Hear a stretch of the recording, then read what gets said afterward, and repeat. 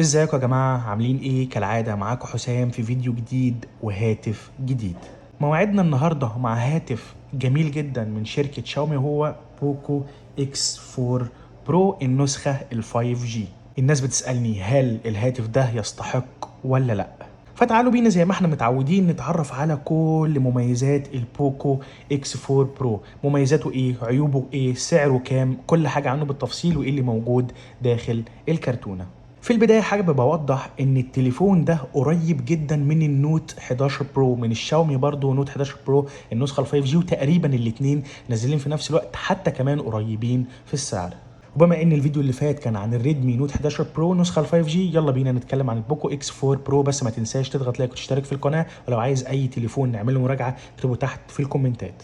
البوكو اكس 4 برو تم الاعلان عنه في شهر مارس اللي فات، او بدأ يتوفر في الأسواق في شهر مارس سنة 2022. الهاتف ده طبعا زي ما احنا عارفين بيدعم شبكات الاتصال الجيل الثاني والثالث والرابع والخامس. طبعا في المكان ده تقدر تركب شريحتين نانو سيم 5G او 4G لو ما عندكش 5G، او ممكن تستغني عن الشريحة الثانية وتركب ميموري كارد او تزود الميموري كارد. ده تصميم البوكو اكس 4 برو، او ده شكل الهاتف. التليفون على فكرة وزنه ما هواش خفيف، ليه؟ لانه 205 جرام.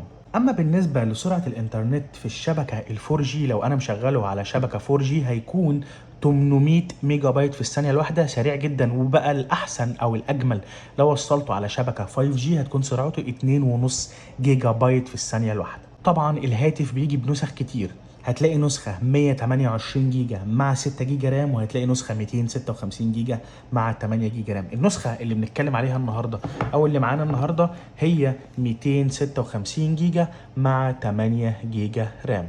ودلوقتي قبل ما نتكلم عن الشاشة بتاعة التليفون والمعالج والكاميرا وكل حاجة فيه، تعالوا الأول نتعرف إيه اللي موجود داخل الكرتونة. أول ما تفتح الكرتونة بتاعة البوكو اكس 4 برو النسخة ال 5G، طبعا زي ما احنا متعودين هتلاقي الدبوس المعدني اللي بفتح بيه الشرائح، وهتلاقي كفر شفاف طالع هديه زي ما انتم شايفين مع التليفون، وكتيب التعليمات. ده اول حاجه، بالاضافه فقط الى ادابتر الشحن اللي قوته زي ما انتم شايفين 67 واط، واير الشحن اللي هو يو اس بي تايب سي. للاسف التليفون مفيش معاه سماعه اي او اكس، ولكن في منفذ للسماعه الاي او اكس اذا انت حبيت تشتريها وتركبها. دي كانت محتويات الكرتونه بتاعت البوكو اكس 4 برو، بالاضافه طبعا لزقه شاشه راكبه جاهزه موجوده على الشاشه. يعني انت مش محتاج تشتري اي اكسسوارات للتليفون، كفر موجود، لزقه شاشه راكبه جاهزه، والادابتر واير الشحن. طب خلينا نتكلم على حاجه مهمه جدا، وهي الشاشه بتاعه البوكو اكس 4 برو. حجم الشاشه 6.6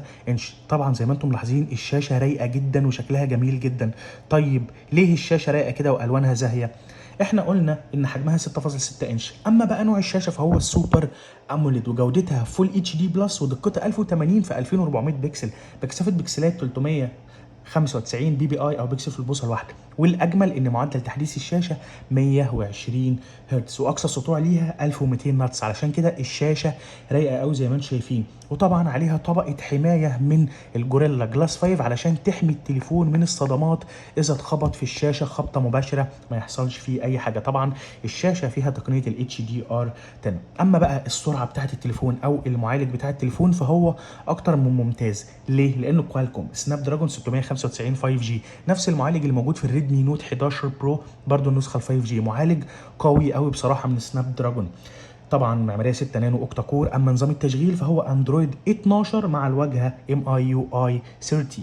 اما بقى دلوقتي لو انتقلنا للكاميرا الخلفيه بتاعه الهاتف، فطبعا زي ما انتم شايفين هي رايقه جدا. بس خليني اشرح الميجا بكسلز والعدسات وكل حاجه فيها. بس في معلومه عايز اقولها، وان التليفون زي ما انتم شايفين فيه البانوراما والاتش دي ار واعدادات الاي اس او والتركيز التلقائي، كل حاجه موجوده في الكاميرا. وكمان في تصوير سلو موشن او بحركه بطيئه للناس اللي بتسال عنه، بس موجود في الكاميرا الخلفيه. طيب العدسات بقى، بالنسبه للعدسات 1 2 3 مع الفلاش، ده كاميرا البوكو اكس 4 برو. طيب العدسه الرئيسيه دقتها 108 ميجا بكسل، فتحه عدسه 1.9.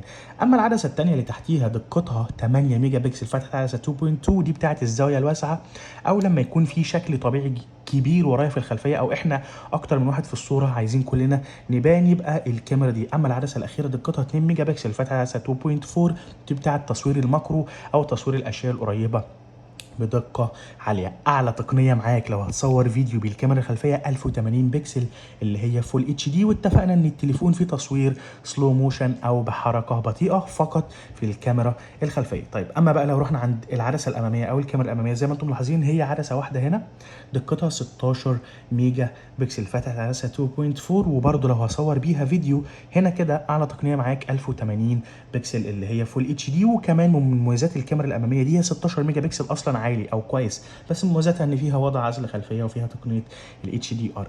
اصدار البلوتوث في البوكو اكس 4 برو 5.1 طبعا بيدعم خاصيه الان اف سي وبيدعم خاصيه الاي ار بلاستر اللي موجوده في معظم الهواتف بتاعه شاومي، وهي التحكم في الاجهزه الكهربائيه اللي موجوده في المنزل من خلال الموبايل.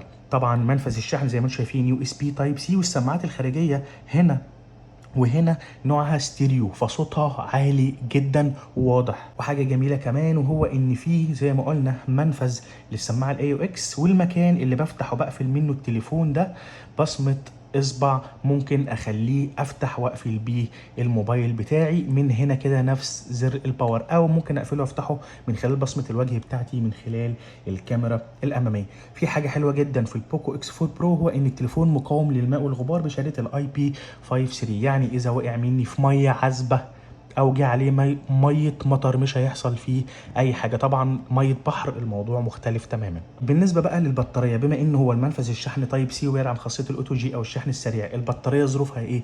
البطاريه 5000 ملي امبير، غير قابله للازاله زي ما احنا عارفين، بتدعم الشحن السريع زي ما شفنا جوه الادابتر كان قوته 67 واط. معناه ايه؟ معناه ان انا فوق ال 5000 ملي امبير دول في 42 دقيقه. طب هل معنى كده ان البوكو اكس 4 برو ملوش عيوب؟ لا، انا من وجهه نظري العيب الوحيد فيه هو فيه كل حاجه حلوه، كل حاجه في التليفون جميله، شاشه، معالج، كاميرا، كل شيء، ولكن ما بيصورش بالكاميرا الخلفيه او حتى بالكاميرا الاماميه 4K. اعلى تقنيه معاك 1080 بكسل اللي هي فول اتش دي. طيب سعره كام؟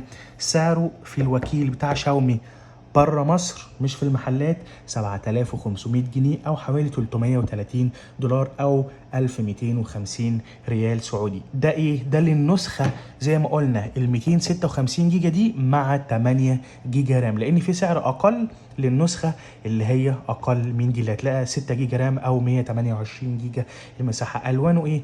بيجي باللون الاصفر اللي انتم شايفينه ده، وبيجي بلون اسود وازرق. اللي عنده اي سؤال يكتبه لي في الكومنتات، اللي عايز اي مراجعه على اي تليفون تاني برضو اكتبها لي في الكومنتات، واشوفكم في فيديو جديد وهاتف جديد انتوا اللي تختاروه قريب.